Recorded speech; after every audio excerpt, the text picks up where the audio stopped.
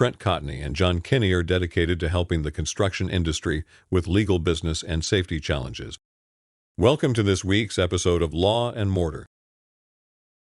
Hey, this is Trent Cotney. I'd like to welcome everybody to another episode of Law and Mortar. As always, I've got John Kenney with me. John, how are you doing? Doing great, Sklo. As always, I'm glad to be here. I really enjoy doing these. Yeah, it's been a little bit, but you and I were talking ahead of time. It never a dull moment. It just seems like, I don't know what it's been, but at least for the last couple of years, every week there seems to be something new that's critical, that's affecting the industry. And, just this week, one of the things that it really shocked me, I guess I shouldn't be surprised, but OSHA announced that they're now going, as of March 30th of this year, they're going to be able to provide visas. There's two specific types that they can provide. One is called a U visa, one is a T visa. And the gist of it is that if you assist OSHA in the investigation of their employer for unsafe conditions, they could potentially offer illegal workers the opportunity to get a visa. So obviously, I've got some concerns there from a defense standpoint because you're incentivizing crew to, turn on the employer. A lot of different issues there, in addition to, translation and language issues that come into play. So interesting turn of events, but this is typical, John, with kind of what I'm seeing with the administration and the Department of Labor. Very aggressive on rulemaking, very aggressive on enforcement. I think this is going to continue through 2023.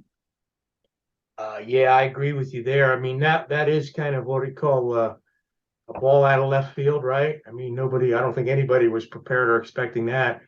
I don't know. Do you think anybody's going to try to challenge that as far as take it to a court ruling will be like the first step? Yeah, I think where it will come, because it's more of an enforcement guideline rather than a rule. I think what'll happen is if you have an OSHA case that you're defending, it gets up to the point where you're at an administrative hearing and it comes out that may have been provided. I could see that being a basis of challenge, basically saying that the evidence is tainted because of the fact that they were offered visas, things like that. So I don't think you'll see a big Supreme Court ruling or anything that's preventing it because it's just an enforcement guideline. But I tell you, it's a game changer because if you're stuck in that position and you have two choices: be deported or cooperate. What do you think you're going to do? So, well, it's very similar to to the prosecution system, right? Mm-hmm. They make deals with people all the time to less time, no time. If they turn to be a prosecuting witness, and that's really what this kind of is, except in the OSHA aspect. But now it's very interesting. The only thing I'll tag off of that is this is a product of allowing our immigration system to completely fall apart. And honestly, everyone listening out there, this is not political, what I'm about to say, but honestly, this will never get fixed unless the two parties throw out politics and put country first on this, because the system needs to be thrown out and redone. That's what I see. Yeah, I agree with you. I think that we need an overhaul of our immigration system, and every year it's on the agenda, and every year nothing happens or very little happens. I think that it is a big issue, regardless of what side of the fence that you're on, no pun intended. But from a construction standpoint, use of workers outside of the country is absolutely critical. There is not enough skilled labor here in the United States to meet the needs of construction. So I think from a construction industry standpoint, what we are trying to do is hire and maintain a legal workforce. If you ask the average contractor, do you want to hire an illegal? They're going to say no, they don't. But we need to create a vehicle through immigration to allow contractors to retain and maintain a workforce to help supplement our lack of it that we currently have. Yeah, and I think unfortunately it's people outside of the industries that really need these workers that are the ones calling the shots, and it's not good. I think we really need some common sense here and move on. But that's enough. Like I said, I wanted no politics. I never talk politics. But it's common sense. We need workers. Other industries need workers. We got to get them from somewhere.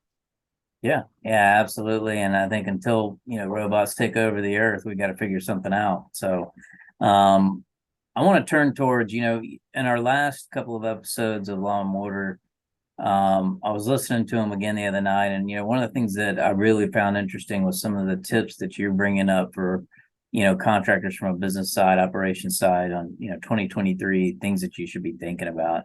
And I want to revisit that because I know, I've known for many years you're a wealth of knowledge. You got a lot of different things to add there. So I guess I wanted to kind of pick your brain and see what else is on your mind, if there's anything that we haven't talked about for 2023. Yeah, there's a few things that popped up. I've been really kind of sitting on some panels and attending some other meetings that are like construction related, but outside of direct roofing, because you got to still get that feel from everything. And I mean, that on the construction law side, you got to take a look at that whole big picture. So there's a couple things, climate volatility, right? That's a big, big issue out there. And I'm not talking climate change. I'm talking the simple fact that we have got more storms, more severe weather for whatever the reasons are that are causing larger amounts of damage than really what we're used to as a construction industry. And it's worldwide. But example, how do you get through to all that, right? So Florida, if you're a Florida contractor, we've got some pretty tight, building codes, and we're building for wind codes. I'm starting to see that really come into being driven by developers and property owners across the United States that are working in states other than Florida that want to case harden their buildings for these storms. So keep that in mind. That could be a really good opportunity and create more, but also, again, from the standpoint of running your business, make sure you're really reading those specifications and documents up front, that when these changes happen, you're covering it. Also in there, I heard, and you would know, you could speak even greater to this, Trent, is now where liquidated damages and certain things were kind of put on that hold with the pandemic materials. We won't do it.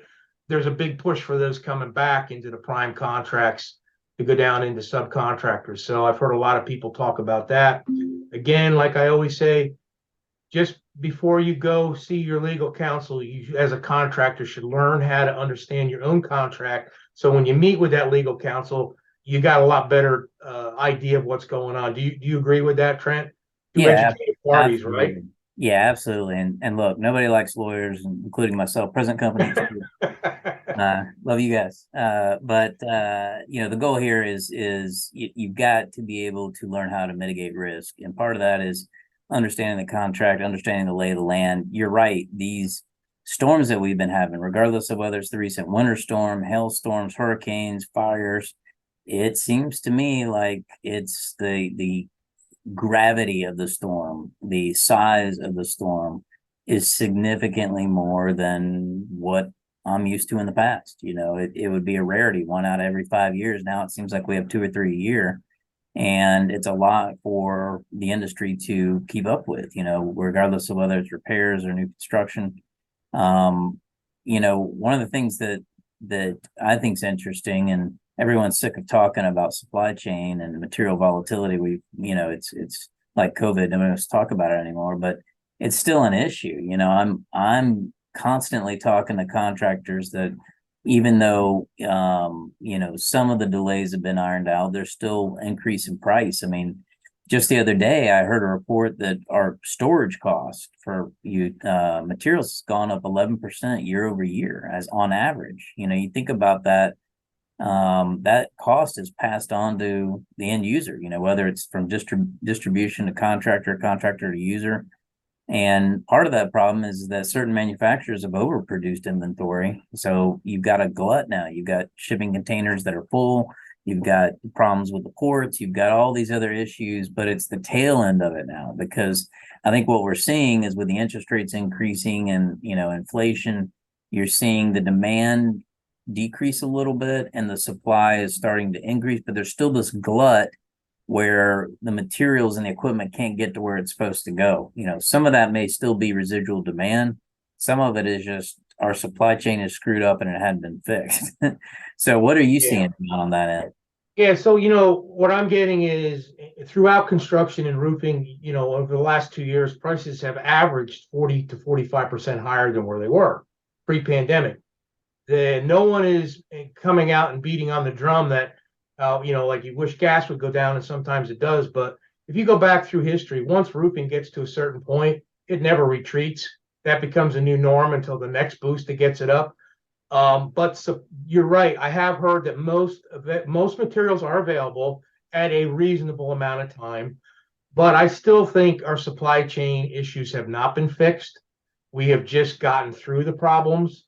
Look at train derailments are on an increase. So again, in truck accidents and not enough trucks, and no one wants to drive a flatbed. And besides the fact that we have, 80,000 less truckers than we need, none of that's gone away. So now with the volatility around the globe to get it, it's only going to take one more major incident, in my opinion, to really put a strain on everything once again. And it could be climatic weather in the United States. You get 2 or 3 hurricanes this year, or you end up with a major hailstorms that we're getting, or roof collapses from snow, or fires, or the drought, they run out of water in the West. We don't know what's going to happen. So really on that, I think you've got to make sure your pricing strategies have been updated in your companies, because labor itself's gone up. I mean, you just did the state of the industry trend. I watched that. It was like 27-28% on the average of respondents of labor increases. So you got material, you got labor. That's a lot going up. And if you're using subs, I know the subs have raised their prices. I've been talking to roofers that were used to working with their labor subs at X. It's now X plus or X times, however you want to look at it. Get that updated, because that I'm talking to a lot of people that have jobs that they got last year. Now they can get the material, but they don't have the right cost in there to do it. And people are not with the prices stabilized. It's pretty hard to get a cost increase, on that. So I would recommend you really take a day and sit down and review your pricing strategy. Yeah, absolutely. It's I don't see this changing for the foreseeable future. I think for the rest of 2023, you need to build in uncertainty. I don't think you're going to see the huge swings that we saw in the summer of 21. But I still think that you have got to hedge your bets, right? Because I'm just concerned that it's like you said, all it takes is one hiccup, one giant storm, another COVID type thing. You never know, and then you're right back to where you were. Right? We haven't gotten out of it yet, so yeah, no, gonna continue to be a problem. So, John, it's that time, my man. We have got to. There's nothing better than that question time. Yep. So I'm putting this one. I got this one here just a few days ago, but I'm putting it to the top of the list because it is timely. So this question is from Eric, and Eric's question is, I have never attended the International Roofing Expo before. I plan on going to Dallas this year. What would you suggest that I do when I get there? So I'll take a stab first. First thing I would tell you to do, Eric, is I think it's the first day on Tuesday, March 7th. Before the welcome reception, there's a first time attendees reception. And I encourage you to go to that because it's a good chance to meet people that are in exactly the same boat you are. Next, really recommend that you walk around the trade show. The trade show is it's a very entertaining, huge event. I think next to World of Concrete, probably the biggest construction trade show out there. And use the opportunity to network, attend some seminars. I'm speaking a couple of times. I'll be doing the state of the industry with Roofing Contractor Magazine, and then I'm speaking on the latest issue with materials. So, and then John, I know you're speaking as well, right? Yeah, I'm going to be anybody coming to National Women in Roofing Day. I'm going to be doing a presentation on estimating and running procedures and really get you up to speed. And then I'm speaking again at the Thursday, I believe it is, in the morning. A little bit different take on estimating. This is about estimating for operations and service profits. So we're not going to talk about the basics that you've sat in. If you've been in any of my seminars before, this is going to take it to the next level and really get you into some strategy. So I think it'll be good. And I do like what you said about going to that first day event. That's perfect for somebody new. And talk to people. This is a deal. One of the few times that you can really, everyone is open to that, that networking, and let them know this is your first time there, because I think you're going to get some special attention by the people you talk to make sure that you feel home. Yeah, I'm a little torn and conflicted, John, because big Eric Church fan, and the SRS event on Wednesday night is Eric Church, but I'm scheduled to speak at 7 a.m. the next morning, so I got some hard choices to do there on that one. But yeah, great event. If you guys listen to the show, stop by and see us, whether it's at the seminars. I'll have a booth there near NRCA. Feel free to stop by and say hi, and hopefully we'll get a chance to see some of you guys. I want to thank you, as always, for making us the #1 construction law podcast in the world. We appreciate your questions. If you ever want to reach out to me, you can reach me at Trent Cotney at trent.cotney@arlaw.com. John, how can I get you? You can get me at jkenny at cotneyconsulting.com. All right. Thank you, guys. We'll see you next week. Take care.